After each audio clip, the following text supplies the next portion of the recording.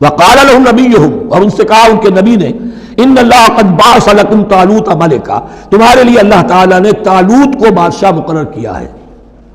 ان کا نام تورات میں آیا ہے سول یا ساؤل، SAUL۔ اب یہ سمجھ میں نہیں آتا، ہو سکتا ہے کہ اصل نام ساؤل ہو، لیکن چونکہ وہ بہت قداور تھے، طول قداور، اس لیے ان کا ایک صفاتی نام ہو طالوت۔ قرآن مجید نے صفاتی نام لیا ہے کہ وہ بہت قداور تھے۔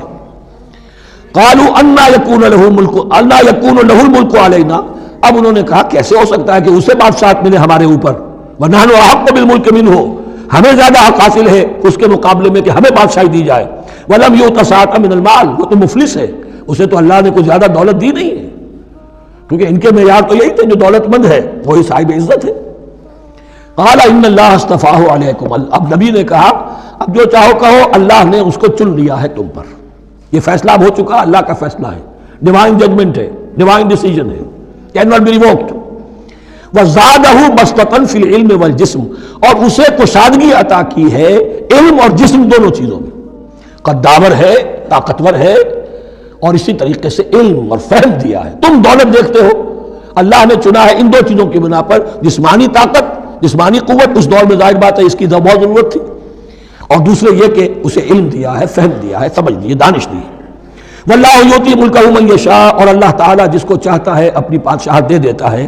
واللہ واسع علیم، اللہ بہت سمائی والا ہے، واسع، اس کی وسعت جو ہے وہ عطا ہے، اور علیم، اور سب کچھ واسع علیم، جاننے والا ہے، یعنی وہ جس کو جو کچھ دیتا ہے بربنائے علم دیتا ہے، کون اس کا مستحق ہے۔ وقال لهم نبيهم ان آیۃ ملکہ ان یاتیکم التابوت فیہ سکینۃ من ربکم وبقیۃ مما ترک آل موسیٰ وآل ہارون تحملہ الملائکہ، اور ان سے کہا ان کے نبی نے کہ طالوت کی بادشاہت کی ایک نشانی یہ ہوگی کہ وہ صندوق جو تمہارے سے جاتا رہا چھن چکا ہے، جس میں سکینہ ہے، تمہارے لیے تسکین کا سامان ہے تمہارے رب کی طرف سے، اور بقیت مما ترک آل موسیٰ و آل ہارون، اور کچھ تبرکات ہیں جو آل موسیٰ اور آل ہارون کے صندوق میں رکھے ہوئے ہیں، تحملہ الملائکہ، وہ ملائکہ کی تحویل میں ہے۔ اب ان کی بادشاہی کی علامت کے طور پر وہ صندوق تمہارے پاس واپس آ جائے گا۔ اصل میں یہ تابوت سکینہ جو ہے یہ ان کا ایک بڑا لکڑی کا صندوق ہے، اب بھی ہے، ان کا دعویٰ ہے کہ موجود ہے، اور مسجد اقصیٰ کے نیچے جو سرنگ ہے اس میں موجود ہے۔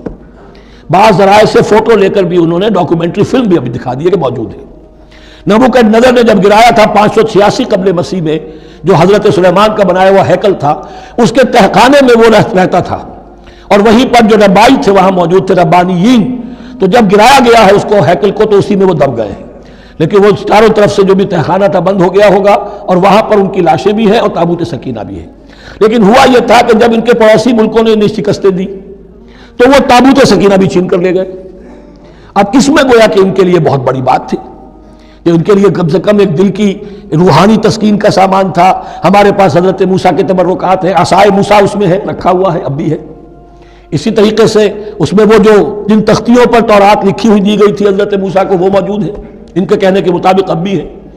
تو اس طریقے سے ان کے لیے تسکین ہوتی تھی، جیسے کہ مسلمان کو خانہ کعبہ کو دیکھ کر تسکین ہوتی ہے، تو فرمایا اس میں تمہارے لیے سکینت بھی ہے، اور تمہارے آل موسیٰ اور آل ہارون کے تبرکات بھی ہیں۔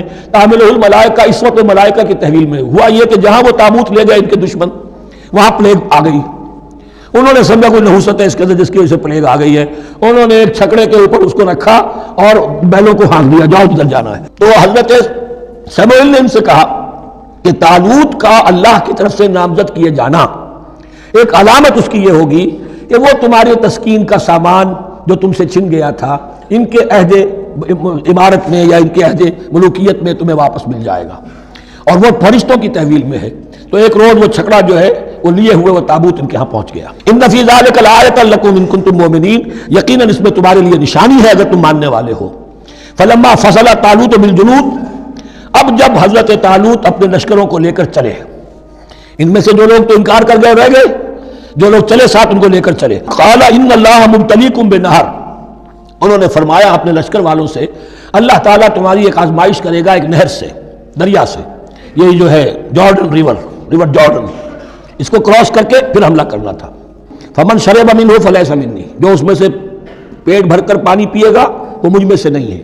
ومن لم یطعمہ فانہ منی، جو اس میں سے پانی نہیں پیے گا وہ میرا ساتھی ہے۔ الا من اغترف غرفۃ بیدہ، سوائے اس کے کہ کوئی صرف اپنے چلو سے اور وہ کچھ ایک گھونٹ لے لے۔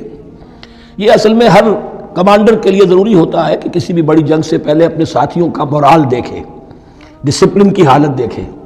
تو جیسے حضور نے بھی غزوہ بدر سے قبل مشاورت کی تھی کہ مسلمانوں ایک لشکر آ رہا ہے جنوب سے کیل کانٹے سے لیس، اور ایک قافلہ آ رہا ہے شمال سے، اور اللہ نے ان دو میں سے ایک کا وعدہ کیا تمہیں ضرور ملے گا، بتاؤ کدھر چلیں۔ اندازہ ہو گیا، کچھ لوگ جو کمزوری دکھا رہے تھے انہوں نے کہا چلیں جی پہلے قافلہ لوٹ لیں، اور جو لوگ تھے باہمت انہوں نے کہا جو حضور آپ کی ارادہ، جو آپ کا منشا ہو۔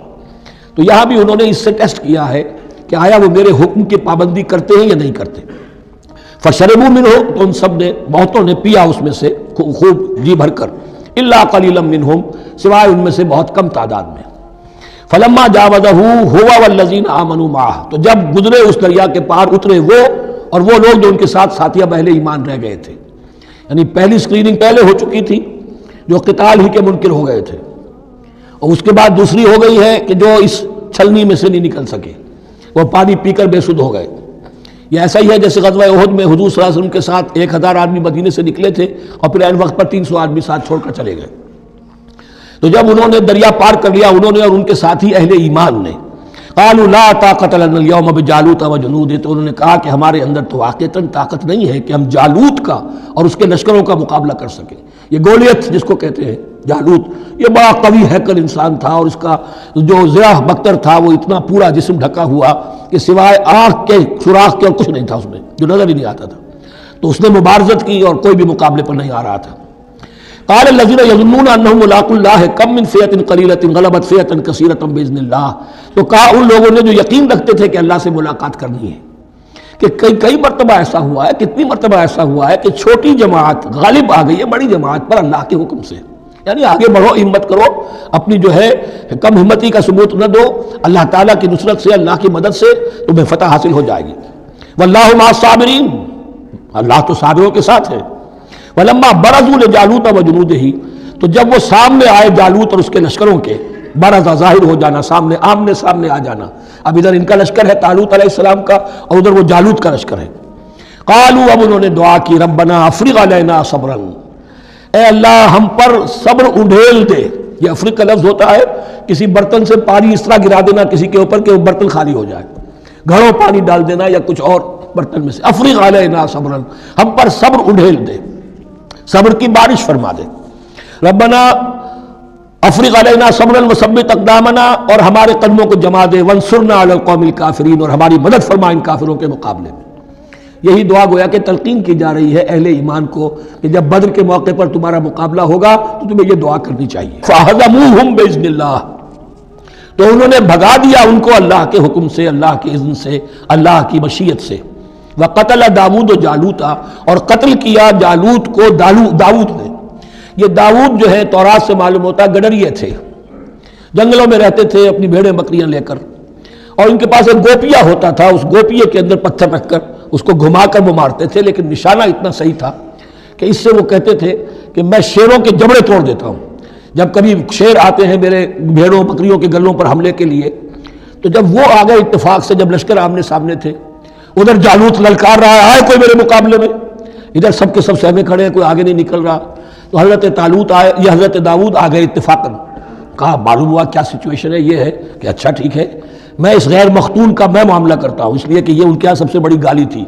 حضرت ابراہیم کی ملت میں ہے ختنہ، اور یہ جو کفار اور مشرک تھے ان کے یہاں ختنہ نہیں تھی، تو نامختون ہونا ان کے ہاں یہ سب سے بڑی گالی تھی۔ اس نامختون کا پھر جو ہے میں اس کو کیفر کردار تک پہنچاؤں گا، میرے پاس یہ گوپیا ہے اور میں تو شیروں کے جبڑے توڑ دیا کرتا ہوں۔ انہوں نے پھر وہ پتھر رکھ کر اور گھمایا ہے، اور سیدھا وہ آنکھ کے سوراخ سے اس کے بھیجے کے اندر اتر گیا، اور اس طریقے سے قتل داؤد و جالوتا، داؤد نے جالوت کو قتل کیا، اور اللہ تعالیٰ نے پھر ان کو جو براتب عطا کیے، وَآتَاهُ اللَّهُ الْمُلْكَ وَالْحِكْمَةَ وَعَلَّمَهُ مِمَّا يَشَاءُ۔ ایک تو یہ کہ طالوت علیہ السلام نے اپنی بیٹی کا نکاح ان سے کر دیا، داماد ہو گئے، اور پھر انہی کو وارث بنایا، یہ بادشاہ ہوئے۔ اللہ نے ان کو ہی ملک دیا، حکومت دی، بادشاہت دی، نبوت بھی دی، یہ دونوں اعتبارات سے ان کو اللہ تعالیٰ نے سرفراز فرمایا۔ وَعَلَّمَهُ مِمَّا يَشَاءُ، اور پھر اسے سکھایا جو کچھ کہ اللہ نے چاہا۔ وَلَوْلَا دَفْعُ اللَّهِ النَّاسَ بَعْضَهُم بِبَعْضٍ، اور اگر اس طریقے سے اللہ ایک گروہ کو دوسرے کے ذریعے سے دفع نہ کرتا رہے، زمین میں فساد ہوتا ہے، تو اللہ تعالیٰ کوئی شکل ایسی پیدا کرتا ہے کہ کسی اور گروہ کو سامنے لا کر مفسدوں کا خاتمہ کرتا ہے۔ اگر ایسا نہ ہوتا وَلَوْلَا دَفْعُ اللَّهِ النَّاسَ بَعْضَهُم بِبَعْضٍ لَفَسَدَتِ الْأَرْضُ، تو زمین میں فساد ہی فساد پھیل گیا ہوتا۔ اللہ تعالیٰ نے ان جنگوں کے ذریعے سے ہر بڑا فرعون جو آتا ہے، ہر فرعون راموسا، اللہ تعالیٰ نے کوئی نہ کوئی اس کے لیے علاج تجویز کیا ہوا ہے۔ وَلَوْلَا دَفْعُ اللَّهِ النَّاسَ بَعْضَهُم بِبَعْضٍ لفسدت الارض ولكن اللہ ذو فضل علی العالمین، لیکن اللہ تعالیٰ تو تمام جہانوں پر بڑا فضل کرنے والا ہے۔ تلک آیات اللہ نتلوها علیک بالحق، یہ اللہ کی آیات ہیں جو ہم پڑھ کر آپ کو سنا رہے ہیں حق کے ساتھ۔ یہ قول گویا کہ حضرت جبرائیل کی طرف منسوب ہوگا، یہ اللہ کی آیات ہیں اے مسلمانوں، اے محمد صلی اللہ علیہ وسلم، جو ہم آپ کو سنا رہے ہیں حق کے ساتھ۔ وَإِنَّكَ لَمِنَ الْمُرْسَلِينَ، اور یقیناً اے محمد صلی اللہ علیہ وسلم آپ رسولوں میں سے ہیں۔ تِلْكَ الرُّسُلُ فَضَّلْنَا بَعْضَهُمْ عَلَى بَعْضٍ، ایک بہت اہم قانون بیان ہو رہا ہے، ان رسولوں میں سے ہم نے بعض کو بعض پر فضیلت دی ہے۔ یہ میں پہلے بیان کر چکا ہوں کل، تفریق بین الرسول کفر ہے، تفضیل یہ قرآن سے ثابت ہے، کوئی افضل ہے اور کوئی مفضول ہے، کسی کو کسی اعتبار سے فضیلت ہے، کسی کو کسی اور اعتبار سے فضیلت، جزوی فضیلت ہے، مختلف لوگوں کی ہو سکتی ہے، کلی فضیلت تمام انبیاء اور رسول پر محمد رسول اللہ کو حاصل ہے۔ تلک الرسل فضلنا بعضهم علی بعض منهم من کلم اللہ، ان میں سے وہ بھی تھے جن سے اللہ نے کلام فرمایا، حضرت موسیٰ علیہ السلام۔ ورفع بعضهم درجات، اور بعضوں کے اور کسی اعتبار سے درجات بڑھا دیے۔ وآتینا عیسی ابن مریم، اور ہم نے عیسیٰ ابن مریم کو البینات، بڑے کھلے معجزے دیے۔ وأیدناہ بروح القدس، اور ان کی مدد فرمائی حضرت جبرائیل کے ساتھ۔ وَلَوْ شَاءَ اللَّهُ مَا اقْتَتَلَ الَّذِينَ مِن بَعْدِهِمْ مِن بَعْدِ مَا جَاءَتْهُمُ الْبَيِّنَاتُ، لیکن اللہ چاہتا تو یہ آپس میں نہ لڑتے جھگڑتے، نہ یہودیوں کی آپس میں جنگیں ہوتی، نہ یہودیوں اور نصرانیوں کی ہوتی، نہ نصرانیوں کے فرقے ایک دوسرے سے لڑتے۔ وَلَوْ شَاءَ اللَّهُ مَا اقْتَتَلَ الَّذِينَ مِن بَعْدِهِمْ مِن بَعْدِ مَا جَاءَتْهُمُ الْبَيِّنَاتُ، اس کے بعد کہ ان کے پاس واضح تعلیمات آ چکی تھیں۔ وَلَٰكِنِ اخْتَلَفُوا، لیکن انہوں نے اختلاف کیا۔ فَمِنْهُم مَّنْ آمَنَ وَمِنْهُم مَّنْ كَفَرَ، ان میں وہ بھی ہیں جو ایمان لے آئیں گے اور ان میں وہ بھی ہیں جو کفر پر اڑ گئے ہیں۔ وَلَوْ شَاءَ اللَّهُ مَا اقْتَتَلُوا، اگر اللہ چاہتا ان پر لازم کر دیتا، یعنی جبراً تکوینی طور پر، تو اختلاف نہ کرتے، جھگڑتے نہ۔ ولیکن اللہ یفعل ما یرید، لیکن اللہ تو کرتا ہے جو چاہتا ہے۔ اللہ نے جو دنیا کو اس حکمت پر بنایا ہے کہ یہ دنیا کی زندگی آزمائش ہے، آزمائش کے لیے آزادی دی ہے، تو جو شخص غلط راستے پر جانا چاہے اسے آزادی ہے، جو صحیح راستے پر آنا چاہے اسے آزادی ہے۔ بارک اللہ لی و لکم فی القرآن العظیم۔